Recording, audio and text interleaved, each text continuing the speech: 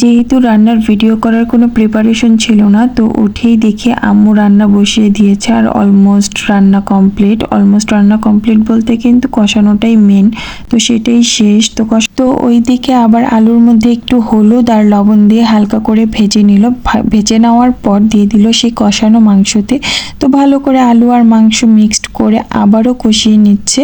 তো দেখতেই পারতেছেন কিভাবে কষাচ্ছে, বারবার নাড়াচাড়ার উপরেই রাখতেছে। এর মধ্যে আমি দিয়ে দিলাম 4টা কাঁচামরিচ, সেটা আমি দিলাম। তারপর আম্মু আবারও ভালো করে নেড়ে চেড়ে দিচ্ছে।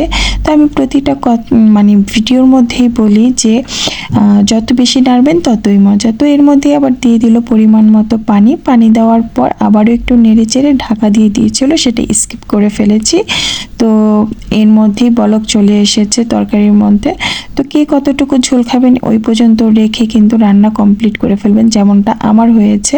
তো আমার মায়ের হাতের খাসির মাংস রান্নাটা কেমন হয়েছে জানাতে ভুলবেন না কিন্তু।